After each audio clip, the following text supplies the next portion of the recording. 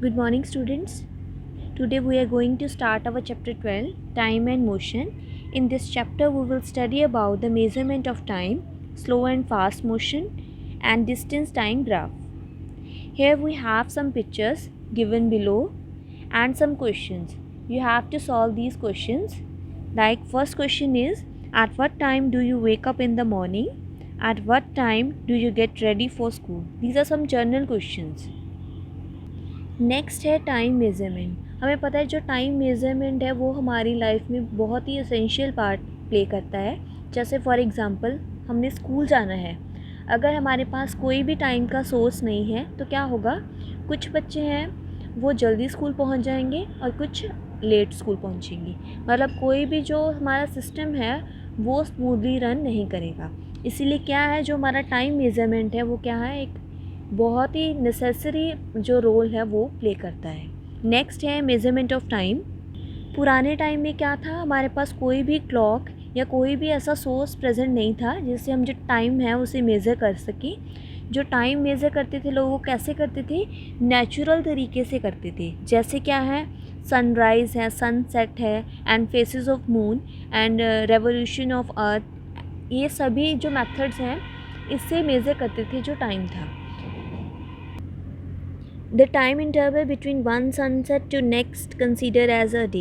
एक सनराइज़ से दूसरे सनराइज़ तक का जो टाइम है उसे एक दिन माना जाता था, डे माना जाता था. और जो दो सनसेट के बीच का टाइम है, इंटरवल है, उसे क्या माना जाता था, नाइट.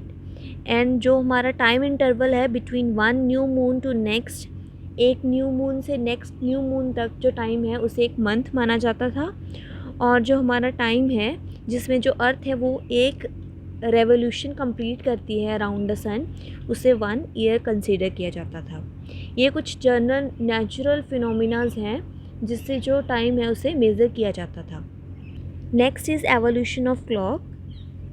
जैसे जैसे टाइम बीतता गया हमारे जो टाइम मेज़र हैं उसका जो इंटरवल है उसे, जैसे हमारा इनसे टाइम में क्या था, सबसे छोटा इंटरवल कौन सा था, एक दिन का.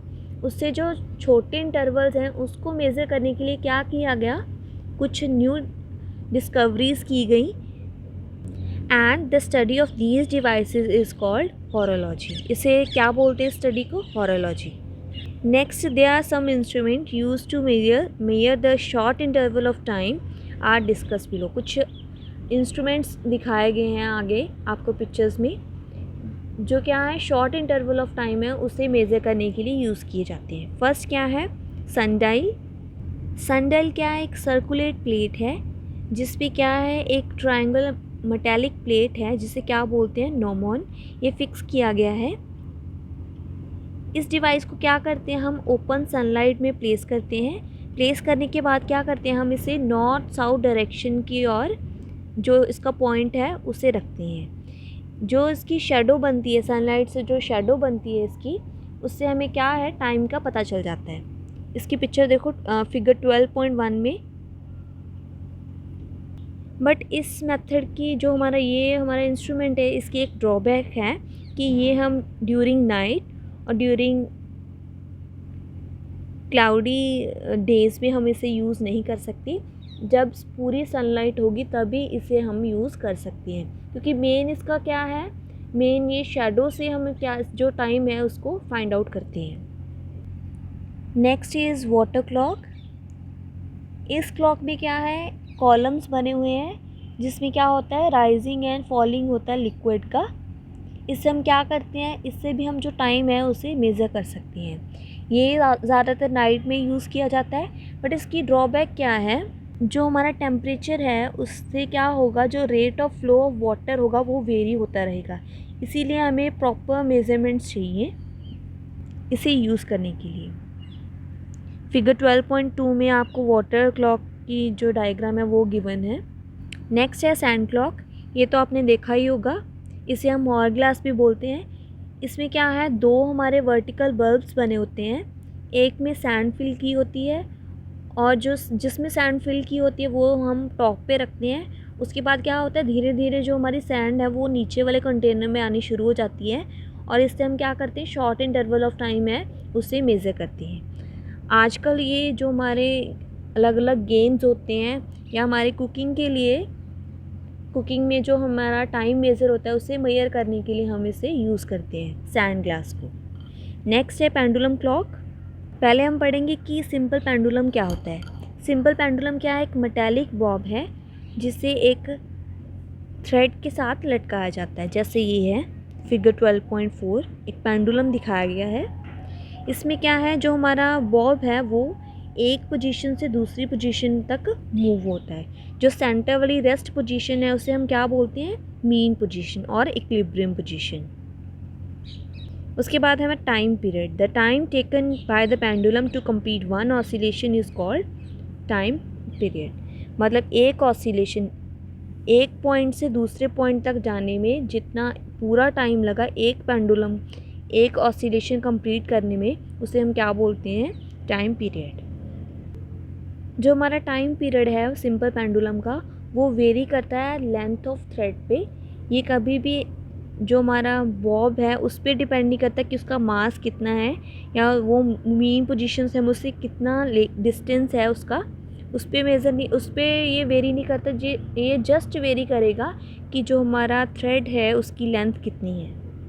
ये क्वेश्चन भी है आगे आपको कि जो हमारा टाइम पीरियड है वो किस पे डिपेंड करता है, किस पे वेरी करता है। जो हमारा पेंडुलम है उसका जो मोशन है वो क्या है? पीरियोडिक मोशन है। मतलब ये एक प्रॉपर टाइम पीरियड में, एक प्रॉपर इंटरवल में वापस उसी जगह पे वापस आ जाता है जहाँ से ये स्टार्ट किया था हमने। Next is quartz clock.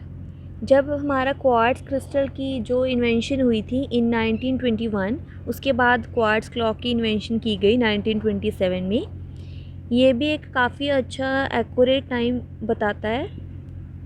और जो हमारा पेंडुलम क्लॉक है उसकी जो रिप्लेसमेंट है, उसकी रिप्लेसमेंट किसके द्वारा की गई? क्वार्ट्ज क्लॉक के द्वारा, क्योंकि ये ज़्यादा हमारा जो एक्यूरेसी है इसमें ज़्यादा है as compare to pendulum clock. Next is atomic clock. An atomic clock is a device that uses an electronic transition frequency in the ultraviolet region of the electromagnetic spectra of an atom as standard atom. जो हमारा atomic clock है ये भी काफ़ी accurate time बताता है। ये क्या करता है कि एक डिवाइस है जो यूज़ करती है इलेक्ट्रॉनिक ट्रांजिशन फ्रिक्वेंसी यूज़ करती है, जिससे क्या होता है जो हमारी अल्ट्रावायलेट रीजन है of an electromagnetic spectrum of an atom, उसकी जो फ्रिक्वेंसी है, ट्रांजिशन फ्रिक्वेंसी है, उसे ये यूज़ करती है वर्क करने के लिए।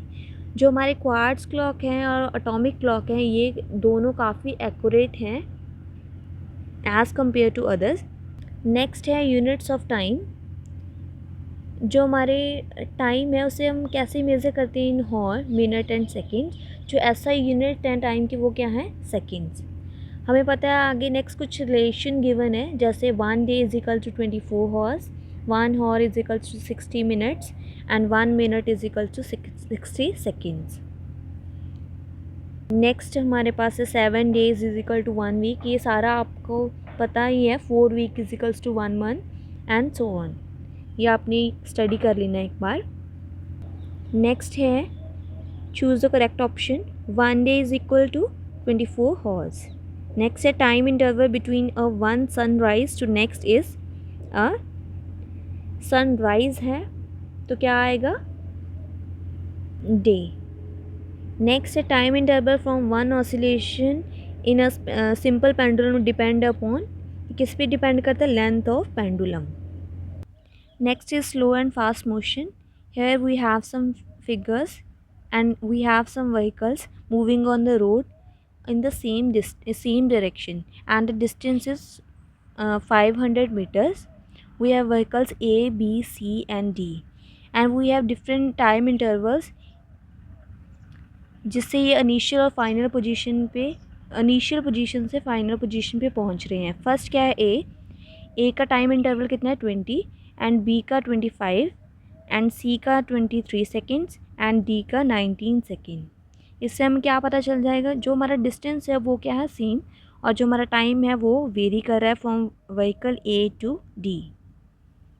इस टाइम से हमें क्या पता चलता है कि हमारा जो व्हीकल्स हैं उनका जो कौन सा व्हीकल है वो सब उसका जो मोशन है सबसे स्लो है, किसका सबसे फास्ट है। देयरफॉर हमारा जो व्हीकल डी है moves the fastest as it covered distance 500 meter in 19 seconds, and vehicle B moves the slowest as it covered the same distance in 25 seconds.